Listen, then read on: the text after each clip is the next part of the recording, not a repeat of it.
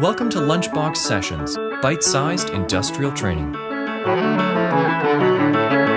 Hello, it's Carl from lunchboxsessions.com, and welcome back to part 3, our final part on the pressure compensated flow control.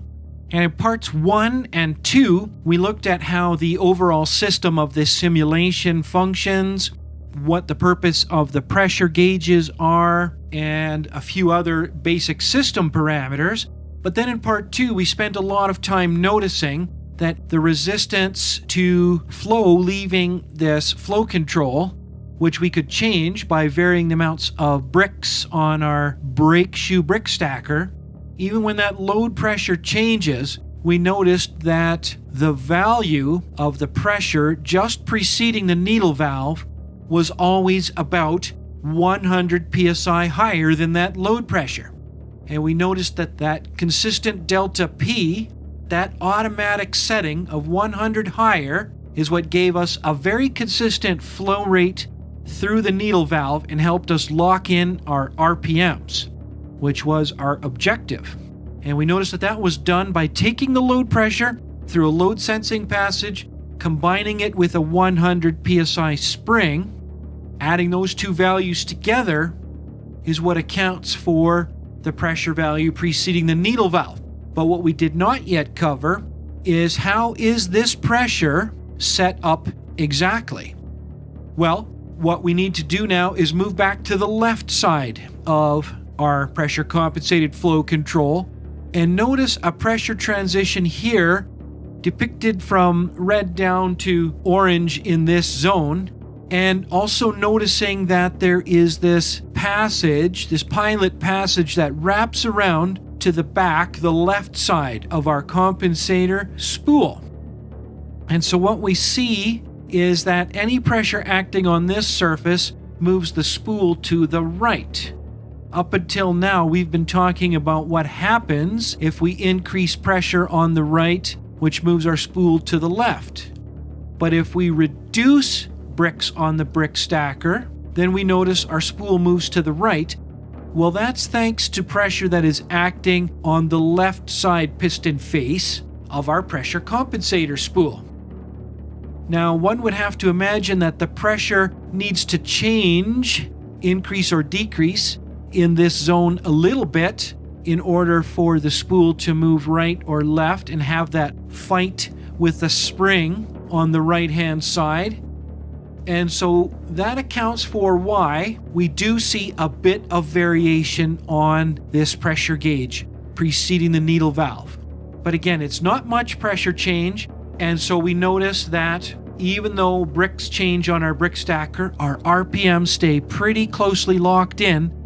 It's only a few percent of variance, which we said in part 2 is very good for a control device that is only made up of mechanical parts. But notice that the pressure drop across the initial control orifice here coming in to the pressure compensated flow control, you will notice that as that wraps around to the back on the left side, that assembly looks very much like a pressure reducing valve. And you would be quite correct to observe that because that is basically what is happening here at this first passage. It is a pressure reducing valve that is constantly setting up a pressure just preceding the needle valve, as indicated on this middle gauge, that is only 100 psi higher than the load pressure. And again, it's a pressure reducing valve that is constantly getting a load sense pressure here on the load sense passage, plus the 100 psi equivalent force of the spring. So it looks a little amazing and miraculous at first, but it works just like that. What we want to look at here in this last final part is what should happen if we get fluctuations on our system pressure. Again, we said back at the beginning that this pressure coming into the flow control is as a result of pressure controls that are at our fluid source. So it's either the relief valve near the pump, or perhaps it's the pressure compensator on a variable displacement pressure compensated piston pump. And what we were hoping for was very consistent inlet pressure, because if inlet pressure fluctuates on its way into a needle valve, if all we had was a basic orifice, then once again, the flow rate through this needle valve would change, resulting in an undesirable variance, which would be shown on the tachometer. So the fact that this valve can also take care of fluctuations in inlet pressure is a second amazing feature for a good quality pressure compensated flow control. If you're watching what I'm doing, I'm causing fluctuations in our inlet pressure. Something is happening elsewhere in the hydraulic system, closer to the pump, or perhaps somebody is changing a setting on a pressure control earlier in the hydraulic system.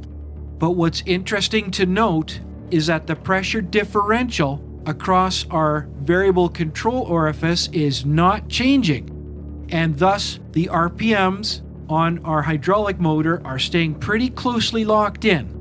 There's only a minor variance, and we've already said that 2%, 5%, these would be very normal and excellent values across the full range of normal pressures for a flow control of this type.